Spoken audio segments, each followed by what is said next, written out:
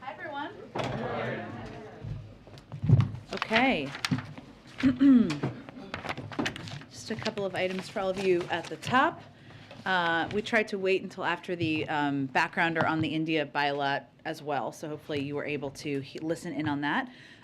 Today, as part of the fight to help Americans deal with high costs, the Vice President is announcing new actions to protect consumers and lessen the burden of medical debt on American families. She'll be joined by administration leaders, including HHS Secretary Becerra, CFPB Director Chopra, and OMB Director Young. Medical debt is now the largest source of debt in collections, more than credit cards, utilities, and auto loans combined. But it is not just a financial issue. It can have negative health effects too.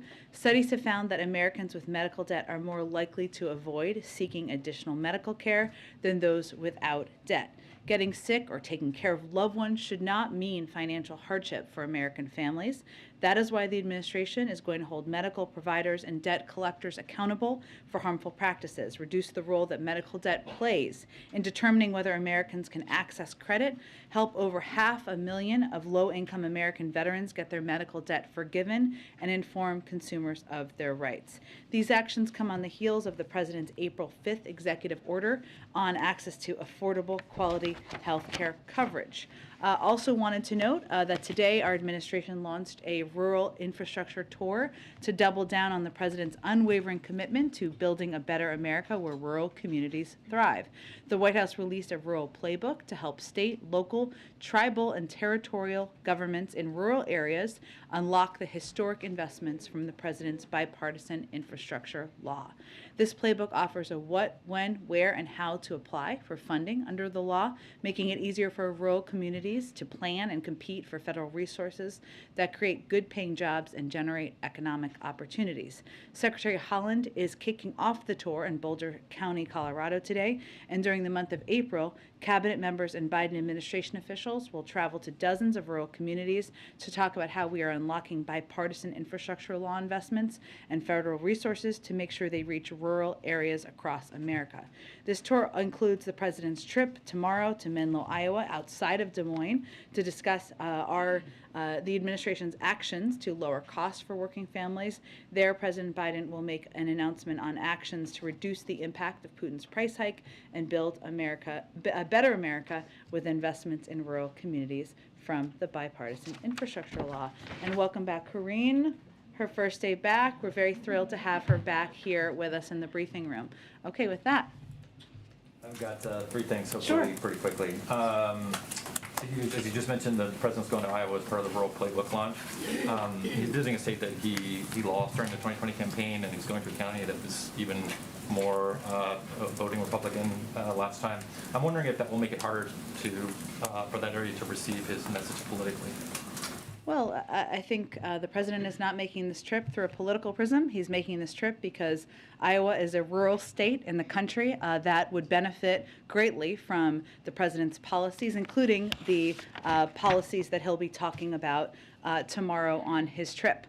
When he was running, I think many of you heard him say and convey he wanted to be the president for all people, whether you voted for him or not. And this is certainly an example of his effort to do exactly that. On another topic, looking at the bilateral, how much did the President push the Prime Minister to limit Russian energy imports and arms, and what was the response? Well, we'll let the Indian government project their response, or not their response, but their readout of the call. I would say that energy imports are not banned. They don't violate our sanctions. We certainly recognize every country is going to take steps that are in their interest. At the same time, on this call, what the president did is consistent with what our Deputy National Security Advisor, of course, did during his visit just a few weeks ago, was to make clear what the impact, of course, of our sanctions would be. We expect everybody to abide by those. And while India only imports about 1 to 2% of its energy from Russia, we also made clear, and the president made clear, that we would be happy to help them in diversifying this as well. In terms of and we also made clear, I should say, that the president also made clear that he does not believe it's in India's interest to accelerate or increase imports of Russian energy and other commodities as well, which is something we certainly convey to other countries. In terms of military actions, we have not made a decision about the waiver under CATSA. In terms of how much it was discussed during the call, I'd have to get more details from our national security team on that specifically. Go ahead. Jen, on the new rule today, this is already facing the threat of legal challenges from some gun groups. Given those threats, are you bracing for legal challenge, and when do you realistically expect to see this new rule take effect, given those challenges? Well, let me first say that this rule, or the intention to put this rule forward, was announced, as you know, some time ago, and there was a lot of response to it, 250,000 comments, which is, of course, a lot to go through. What this is a reflection of, and why the president is, of course, confident or hopeful about our ability to ensure we can continue to implement it, is the fact that ghost guns kill people too. Ghost guns can be purchased online. People put together these kits. They're not background checks that are required. They're not under the same, they're not also required to have serial numbers, which makes it more difficult for law enforcement to track when these have an impact in crimes. So, of course, the president is confident in any executive order and the legal authority that he puts forward. But what's important to note about the announcement he is making today is that this is a rule that is supported by law enforcement. It is a rule that will help address what we know is a rising component of gun crimes across the country, which is the use of ghost guns. And to the president, it was important to take a step to address that. Going off of what you just said, please tell us that these guns are as simple as clicking on the internet and snapping parts together. Will there be, can you say, this administration say there will be fewer shootings as a result of what the president is doing today? Well, that's always our hope and our objective, right, is to reduce the impact of gun violence. As we've seen violence go up, we have seen a huge, vast majority of that, nearly 3/4, as a result of guns. And ghost guns, as you said, Cecilia, are used by simply clicking and ordering online, ordering a kit that people can make in their homes. And that is one of the reasons why this action or efforts to take more steps has been supported by a range of law enforcement officials. From the International Association of Chiefs of Police said that ghost guns are, quote, increasingly used by criminals and terrorists. We saw Governor Larry Hogan, of course a Republican, as you know, call Maryland's bill banning ghost guns a, quote, positive step as we seek to stem the tide of violent crime. Brown County, Wisconsin Lieutenant Matt Ronk said ghost guns are, quote, a new threat. And there are a range of police leaders and officials across the country who have conveyed how important both these components that the president is announcing today are to addressing the threat of ghost guns. Just to follow up, did the president get a commitment from Prime Minister Modi not to accelerate or increase imports of Russian energy? I'll let Prime Minister Modi and the Indians speak to that. Again, it's 1 to 2% at this point in time. It is not, they import 10% from the United States. It is not a violation of any sanctions or anything along those lines. It was a constructive, direct conversation, but I will let them speak for themselves. And secondly, the president said he wanted to meet Prime Minister Modi in Tokyo on or about May 24th. What else can you tell us about this trip? The president is looking forward to going to Asia at some point, but I don't have any more details at this point in time. Clearly he's excited since he talked about it today. And lastly, any details about this announcement tomorrow in Iowa? Is it related to ethanol?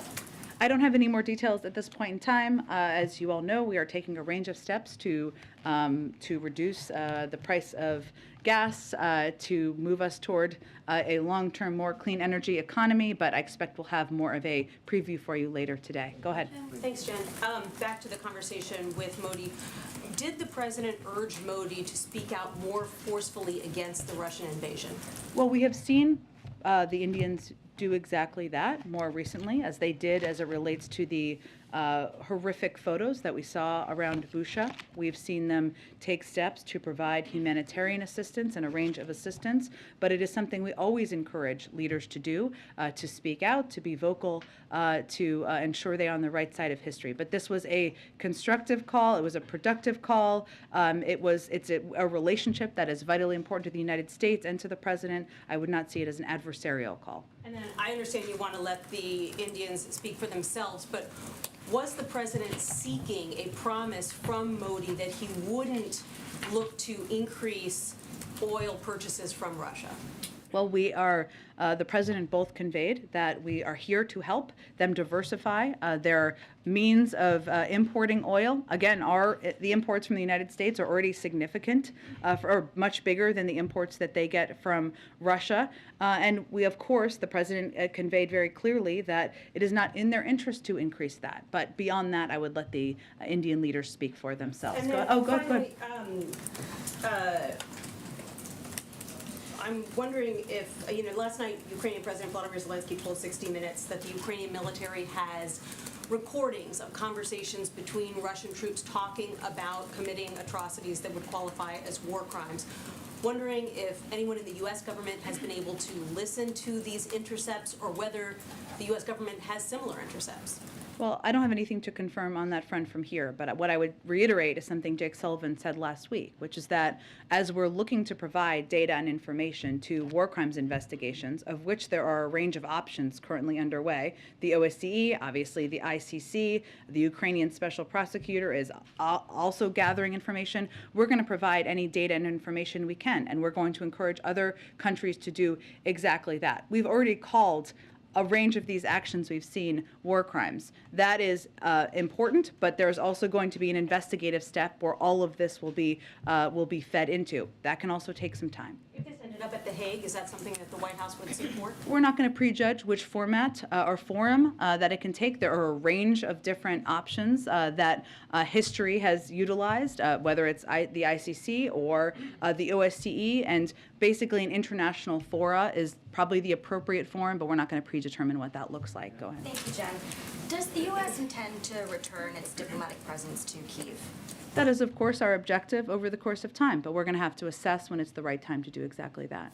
Is it considering moving back into Ukraine, potentially to Lviv, sooner rather than later? I don't have a prediction of that at this point. Obviously, it's in our interest to have a diplomatic presence on the ground, but that is an assessment made by the State Department, made through the prism of security considerations, and sometimes it's a smaller presence that gets larger, but they are really the appropriate entity to speak to that. Is there any concern that if the U.S. does not get its diplomatic presence back sooner, that it'll appear that we're leading from behind, as you've got the European Union, I believe the Czech Republic, Italy, a lot of countries are coming forward and saying that they're going back to Ukraine, and the U.S. hasn't done it yet. I would say that the most important thing the United States has done and continues to do is lead the entire global coalition in standing up against Russia and ensuring we are providing military security assistance, expediting that, tapping into not only our own resources, but the resources of countries around the world, and leading the world in a package of economic sanctions that has had a crippling impact on the Russian economy. Those are the most important factors. Has the president asked to go to Ukraine? I'm not going to get into private conversations. What I will tell you is we're not currently planning a trip by the President of the United States to Ukraine. What is most important to the Ukrainian leadership is that we are expediting weapons and getting them the assistance and security systems they need, and that is what our focus is on. And who decides if the president goes to Ukraine or not? In what way? He had said when he was in Poland that he expressed interest in going to Ukraine, but they wouldn't let me. So I'm wondering who I'm not advises going to that. get into private considerations internally on that front. Okay, and then on Title 42, you said over the weekend that the administration agrees more needs to be done, the immigration system is broken. This was in response to a question about Sure. Democrats who don't want to lift it right now. You invited Republicans to work with the White House to get something done on immigration, but has the White House actually reached out to any Republicans to try to move this forward recently? It has been a long-standing open invitation. Any Republican who wants to work with us on immigration reform, you're invited. Let's have a conversation. We have not seen an expression of that interest across the board. So you're wanting Republicans to go to you. The White House is not reaching out then to any. We have conversations with Democrats and Republicans all the time, Jackie, but I think it's clear what we're seeing from Republicans is an effort to politicize this and not fix what we all recognize as an outdated and broken system. One last question. You said on Friday that the Vice President was masked indoors all day, but the White House tweeted a video showing her standing over the President without a mask on. Can you explain what happened there? Well, I would say that the Vice President and the President and all of us abide by what the CDC protocols are. It was an emotional day. It was a historic day. And there were moments when she was not wearing a mask inside, including in a photo, but she was wearing it 99.9% of the time. I would note the President and the Vice President have both tested negative in the last 24 hours. And, you know, we have felt and made the decision it's important to share with all of you when there are close contacts. That's exactly what we did. Why it's of interest to the public, I think, is, and you guys can agree or disagree with me, is because the four principles, the public has a right to know and an interest in knowing when the four principles have exposure or close contact exposure to any individuals who have COVID. The Vice President is now 5 days post-exposure. She tested negative. Oh, go ahead. Do it. Oh, sorry. I'll go to Caitlin. Go ahead. Go ahead. Sorry, I jumped around. I didn't mean to. Go ahead. Speaking of India's response to Russia's invasion, they have abstained from several votes at the United Nations condemning the invasion, suspending Russia from the Human Rights Council. Did President Biden raise that during their call today? I don't have any more details beyond what was raised or briefed out in the background call. Obviously, the call concluded. We just did a briefing call. I don't have any more details beyond that. So you can't say if President Biden asked them to condemn the invasion? They have condemned the recent horrific atrocities we saw in Busha, and certainly, as we see more, we expect them to do exactly that as well. What does the U.S. assess this new Russian general overseeing the invasion will mean for it going forward? Well, I would say our view is that even a changeover in personnel or leadership at the top is not going to erase the fact that this is a strategic a failure for Russia. What we should all be aware of, and we are certainly aware of, is this is a general who was already responsible for overseeing atrocities in Syria, and that we would expect that it would be a continuation of the type of atrocities we've already seen take place in Ukraine. But again, they have not. It is not gone as President Putin has planned, and we don't expect a change in personnel would change that. Are you concerned it could get worse? Well, I think, Caitlin, separate from any change of leadership at the top, what we have seen or we expect is as they have coalesced their resources and their all of the resources that they have into most of them, I should say, into eastern Ukraine, we certainly expect that they will seek to surround and overwhelm Ukrainian forces in that part of the country. We expect Russia will continue to launch air and missile strikes across the rest of the country to cause military and economic damage. And we expect this stage of the conflict could last a long time, and we should have no illusions that Russia is going to adjust their tactics and make them less brutal. And certainly changes in leadership reflect a continuation of the type of atrocities we've seen, or the type of approach that we've seen and we've also predicted from the beginning. And just to follow on Jackie's question, what is the threshold for reopening the U.S. Embassy in Kyiv? I'd point you to the State Department if they have any more specifics they want to outline publicly. Obviously, we want to have a diplomatic presence on the ground. That's always going to be our objective. Go ahead. Oh, Kelly, go ahead. Go ahead. It's been years since there's been a confirmed ATF director, Yeah. and what do you think will be different now with this new nomination the president's putting forward? And do you think the absence of that kind of leadership has had any part in the increase in gun violence the country has seen? Well, it's hard for me to make a conclusion, or us to make a conclusion on that from here. But what we know is that having confirmed leadership leading any agency, including one as important as the ATF, always is going to make the systems, the processes, the ability to get policy making done more efficient and effective. And there's no question it's a net positive to have someone confirmed to lead ATF. I would say that, Steve, who is our nominee or announced a nominee, is a highly qualified candidate with decades of law enforcement experience, including through partnerships with the ATF to prosecute complex cases and take down violent criminal gangs. He's received bipartisan support from law enforcement leaders. He was confirmed unanimously when he was nominated to serve as a federal prosecutor. And our view is that if Republicans are about getting tough on crime, as we are, and keeping our community safe, they should support a career prosecutor like Steve Dettelbach, who can make ATF more effective in getting guns off our streets and stopping criminals. And it's in all of our interests to have a confirmed nominee, and we think he is eminently qualified to do exactly that. And just to follow on the issue of the vice president and the masking, a couple of times you've cited emotional day, important role she was playing. You're not saying that those things are reasons to not follow CDC guidelines? Absolutely not, and I appreciate your question on that. What I was conveying is that while she has worn a mask, as is protocol, and as is our expectation of everyone from the vice president, the president, all of us on down, if you have a close contact, that there was a photo, as Jackie said, and there are moments when she was human, and she didn't have a fat mask on in a photo, but she has worn the mask, and certainly that is what we want to convey to the American people. Is it because of the photo, because it's an important day and the photo will live for decades, that we all understand? I mean, I'm wearing a mask today, I don't always wear a mask. Yeah. Is that the reason? I think it was a decision made in the moment, but it doesn't mean that we don't all try to be model citizens here and abide by what the CDC protocols are and requirements. And I conveyed and wanted to reiterate that she did test negative, in case those of you had not seen that, because she now is at that 5-day past the close contact. Yeah. Go ahead. Oh, Jen? Thank you. Pakistan's Prime Minister Imran Khan was Yeah. deposed this weekend following a no-confidence vote in Parliament. What is the administration's reaction to those developments, and does President Biden have any plans to speak with the country's new Prime Minister, Shehbaz Sharif? So we support the peaceful upholding of constitutional and democratic principles. We don't support one political party over another, and we certainly support the principles of rule of law and equal justice under the law.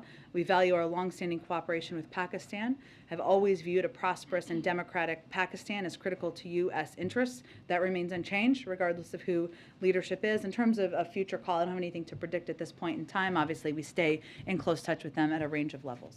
One more question on the president's call with Prime Minister Modi. Was India's acquisition of the S-400 missile defense system from Russia a topic of discussion? And do you have any updates on whether the U.S. would impose sanctions that would be triggered under CAATSA or issue a waiver should India go through with that purchase? Yeah, I don't have an update, as I said, kind of to an earlier question on the CAATSA waiver that would be required. I don't have an update at this point in time. I can see if there's more to report out to you for the end of the day. Go ahead. Tomorrow is CPI day. It's probably obviously going to capture the start of the war and pretty significant spikes in energy. Can you give us a sense of what you're expecting and what, if any, change this will make for what talks may or may not be going on with the Hill on what pieces that may or may not be passed of a bill that may or may not have a name? I don't know. Sounds very hypothetical and hopeful. Okay. How high do you expect these numbers to be? Sure. Is there No, any I- impact on the strategy to pass what you believe to Sure. be inflation cooling measures in the Yes, medium term? I understand your question. So because of the actions we've taken to address the Putin price hike, we are in a better place than we were last month. But we expect March CPI headline inflation to be extraordinarily elevated due to Putin's price hike. And we expect a large difference between core and headline inflation, reflecting the global disruptions in energy and food markets. So core inflation doesn't include energy and food prices. Headline inflation does. And of course, we know that core inflation, energy, the impact of energy, of course, on oil prices, gas prices, we expect that to continue to reflect what we've seen the increases be over the course of this invasion. And just as an example, since President Putin's military buildup accelerated in January, average gas prices are up more than 80 cents. Most of the increase occurred in the month of March, and at times gas prices were more than $1 above pre-invasion level. So that roughly 25% increase in gas prices will drive tomorrow's inflation reading. And certainly it's not a surprise to us, but we certainly think it will be reflected. And in March, again, to give you a point of comparison, the average cost of a barrel of oil was around $110. That's compared to about $75 at the beginning of the year. So we expect this to all be reflected as we look at the data tomorrow. I will say that anytime there is heightened monthly data or inflation reporting or numbers, it is a reminder to us, to our allies on the Hill, and hopefully to many of the American people that we need to do more to reduce costs for the American people. We have, of course, legislation that could do exactly that, cut the cost of child care, of health care, of elder care. These all have enormous impacts on people's budgets, on when they're doing those calculations at their kitchen table, and certainly this data will be a reminder of the need to do something and take additional steps. The President signed the PNTR bill on Friday. Yes. Do you have anything to share on next steps for that? In other words, how quickly would tariffs on Russian goods change across the Yeah, that's a great question. Let me see if I can get you a more how quickly it would be implemented. When they would see the tariffs, as you're asking. Yeah. Right. Okay. And finally, the announcement this afternoon on guns, of course, backdrop to this is a lot of cities are seeing significant instances of gun crime or violent crime more generally. Can you give us an update of where the administration stands on a push for a police reform package to pass through Congress? Are those talks ongoing at all, or is the calculus that the sort of escalation in crime has made it even more difficult to pass a police reform package right now? Well, I would say first on gun violence, which we do recognize as an enormous problem, and of course a driver of what we've seen as the rising rates of crime across the country for some time. We are going to continue to call on Congress to do more.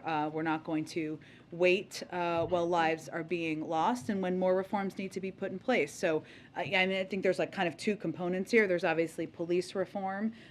There were bipartisan conversations. We sort of paused on our review of an executive order for that period of time out of respect for that process. Obviously, that's not a process that is rapidly moving forward. We're continuing to review and have every intention of the president signing an executive order on police reform. I would note that we have also taken steps from the Department of Justice to ban chokeholds and take other steps that we have the capacity to do from the federal government. But in order to make reforms impactful over the long term and more expansive, we need legislation. On guns, we have also taken steps. The president has done more to fight gun violence and keep our communities safe than any president in history in his first year in office. This is obviously an issue that is close to his heart, something he's passionate about and has been for decades. And choking off the supply of guns being used in crimes, including by cracking down on gun traffickers and firearms dealers who are selling guns illegally, is one of the steps we've taken. But also we've taken steps to put more cops on the beat, investing in proven community-based programs to make our streets safer, doing all of this to prop up while also supporting reforms, local police, make sure they have the funding they need, while also putting in place, in whatever capacity we have, gun reforms measures, as the president is doing today, to help address some of the rising impacts like ghost guns. Your assessment that right now there's no appetite in Congress to pass the George Floyd policing bill? I don't want to speak for Congress, and so they can speak for that and what they think the potential is. And obviously, we're going to continue to advocate for that, to push for that, to press for that. But we're not going to wait to take additional steps that we have the executive authority to take. Go ahead. Jen, if I can circle back to the call that the president had earlier today with the Prime Minister of India. A senior administration official did brief us earlier today and said that we haven't asked India to do anything in particular. This was on energy imports, but then later said we don't think Russia should accelerate imports from Russian oil. So can you tell us, did the president explicitly ask not for an acceleration of Russian oil? It's more, as it was articulated, and I just articulated, I hope maybe not clearly, about conveying that we don't think it's in their interest to import more Russian oil. They're only importing 1% to 2% at this point in time. We're here to diversify and help them diversify, as we've done with other European countries, should they make that choice to do. They're not violating any sanctions by importing oil. It's a decision we made from the United States, but we also recognize different countries have their own calculations. It was not an explicit ask. It was conveying exactly how I just described it. Can I ask you one other question on inflation? You were referring just a minute ago to the consequences of Russia's invasion of Ukraine and Vladimir Putin. I know we've often heard the administration refer to Putin's price hike. I just got back actually last week. I was out in Michigan talking to a lot of voters who told me that they feel that inflation has predated the war.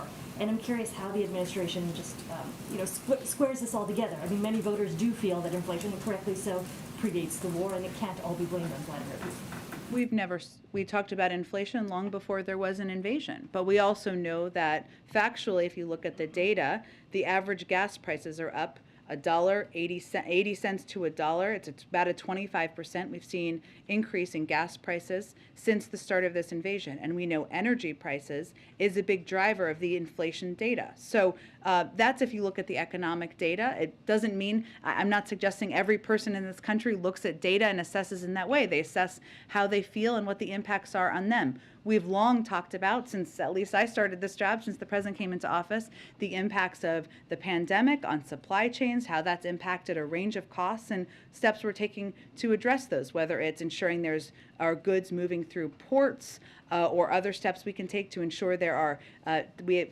fund chips manufacturing, because autos and the production of autos, maybe this was a case or an issue when you were in Michigan, has definitely been a driver over the course of time. So there's a lot of different issues, but there's no question that energy prices continue to be month by month a driver of inflationary data. And we know that since the start of this invasion, because of the reduction of oil in the supply in the global oil market, from Putin's invasion, that is a big driver. Go ahead. Jen, thanks so much. Just circling back to Kelly's question about the new ATF nominee.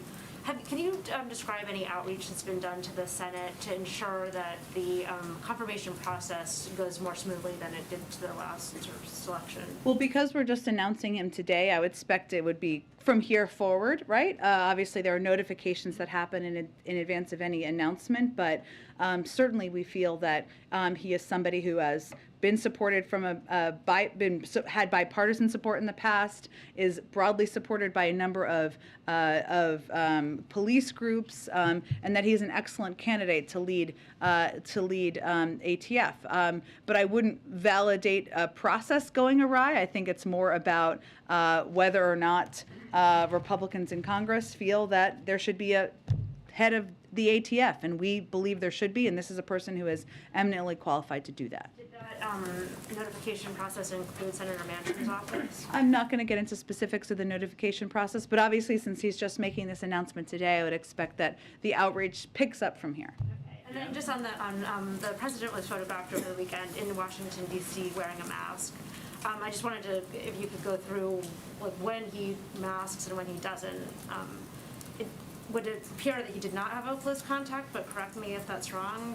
He did not, but we all make decisions. Some people in here are wearing masks to make them more comfortable, or because they chose to that day, or maybe they're going to be around family members or people who may be immunocompromised or vulnerable, and the president makes that decision, as we all do as well.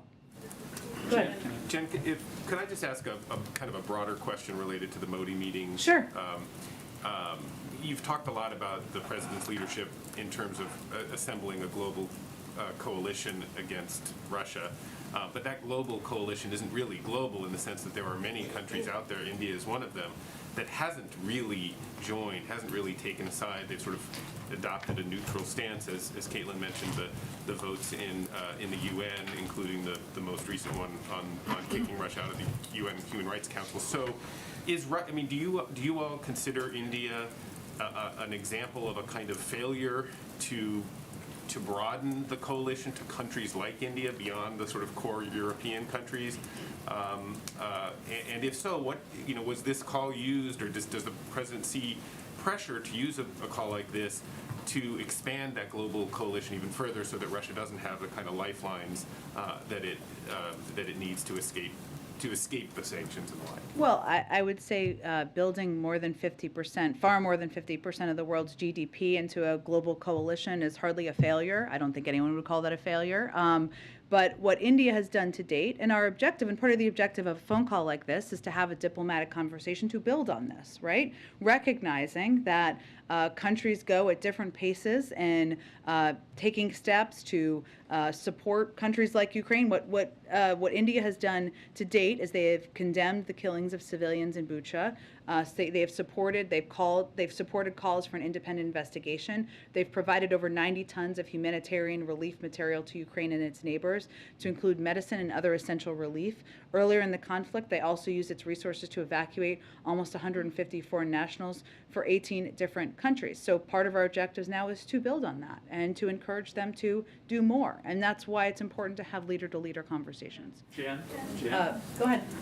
The mask mandate for public transportation like trains, buses, Yeah. and airplanes expires next week. Does the White House or the administration have any plans on extending that? Well, it's a decision made by the CDC, so they will make that decision, and I'm not aware of a decision being made at this point, but I would certainly point you to them. Go ahead.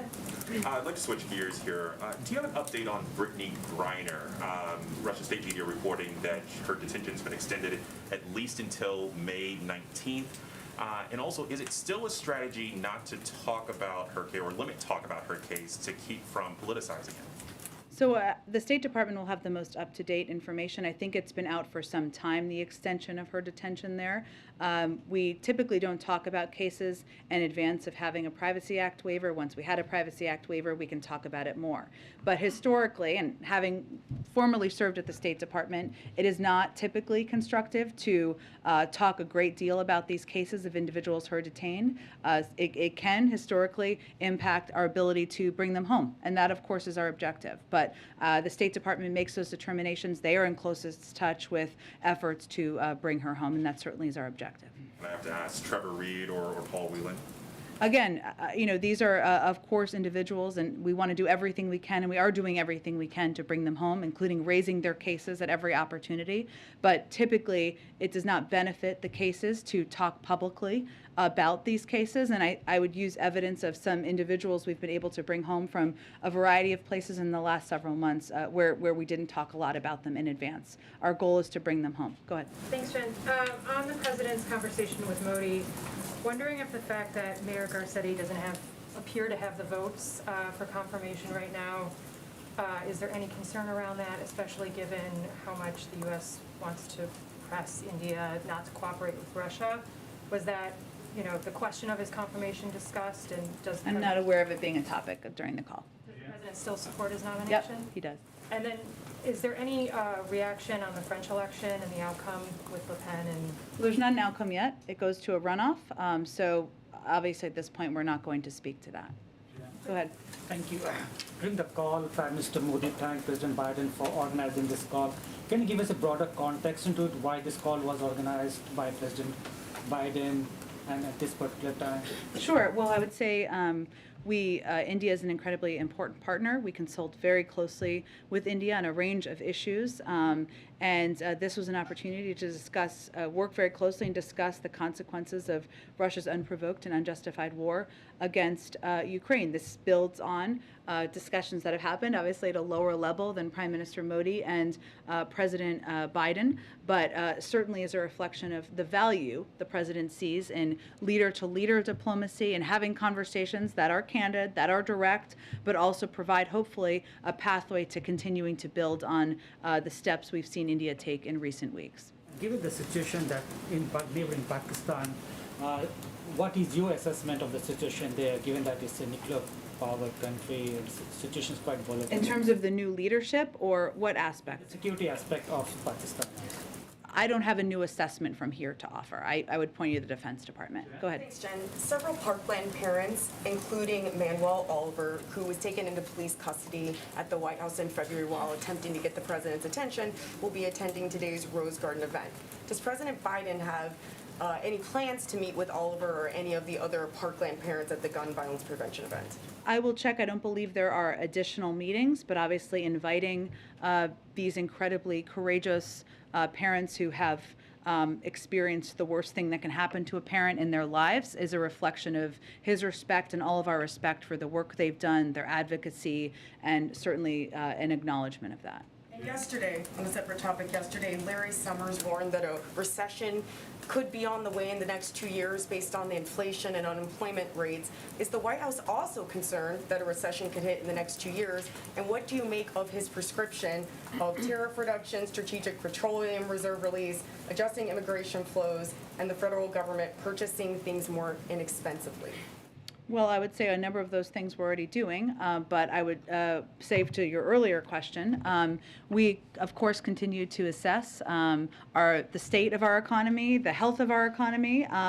That's not a projection we have made from here. We believe that the economy is strong. We have created more jobs last year than any year in American history. We saw the unemployment rate at 3.6% last month. And we know that as we're continuing through an economic recovery, that there are areas that we need to focus on, including bringing down costs for the American people. But we are continuing to assess. We've not made that projection from U.S. government economists that Larry Summers has made. Go ahead. Thanks, Jen. On the guns, Biden's approval rating on crime is at 34% for some of the latest polling. That's at the same time as you know that background checks have a lot of approval from the American public, as well as there's 63% that have supported the ghost gun regulation that you guys are finalizing today. What's causing a disconnect there? Is there any plan to change the White House's messaging moving forward from the events today? Well, I would first say that there's nothing the president would love more than signing background check legislation into law. That's something he has been a leader, a champion, an advocate for throughout his career, and also banning assault weapons. He'd love to be having an event in the Rose Garden today, signing legislation into law. And you're right, it's hugely popular. It doesn't make a lot of sense, except for the hold the NRA still seems to have over components of government at this point in time. Not our government, but people who are elected. So I wouldn't say our messaging has changed. I think it's important, and that's always been the case, but ghost guns, we know, are an area where we can take steps to help through executive authority and through executive actions, as the president is doing today, to put in place background checks, to put in place a requirement of serial numbers, to bring them more in line with a range of other guns. But we'd love to get broad background check legislation signed.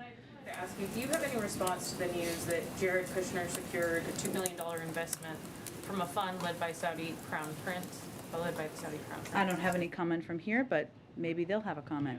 Go ahead. Thanks, Jen. Going back to the Ukrainian-Russian war, Austrian Chancellor Karl Nehammer is meeting with Putin in Moscow. What does the administration have to say about that? What does the president think that will achieve? Well, I think we've encouraged or supported any efforts at diplomacy. We've, though, encouraged anyone who is speaking with or meeting with, however they're engaging, with President Putin to also engage with Ukrainians. They are the country that is being invaded right now. And so if you're going to play a role in diplomacy, that is an especially important component. I would expect at some point we'll get a readout of their conversation, so I can't predict if it's constructive or not. And a follow-up on Pakistan, if you will. The new Prime Minister, Sharif, what arrangements does the administration have to contact him, and what's moving forward on that? You mean whether there will be a call from the president? Right. I don't have. Oh, good. What expectations are there for his new administration too? I don't have a prediction of a call at this point in time. I mean, obviously, those are assessments made day by day, and especially after new leaders are elected, of course. We have a long, strong, and abiding relationship with Pakistan, an important security relationship, and that will continue under new leaders.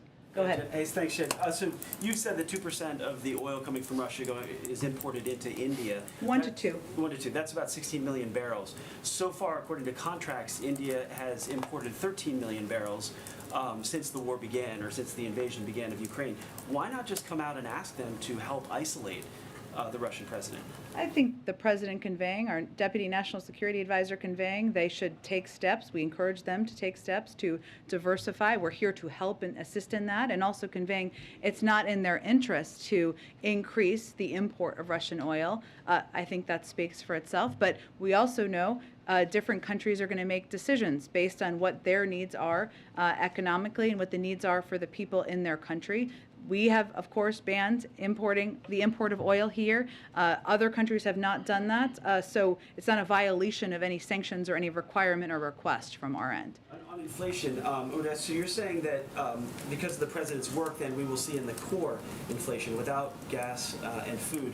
you'll see that core come down, and you'll see the results of his work in that inflation number. I was making a prediction not of that, but of the fact that you're going to see, because of the increase in the price of oil, you're going to see an increase in the overarching headline number.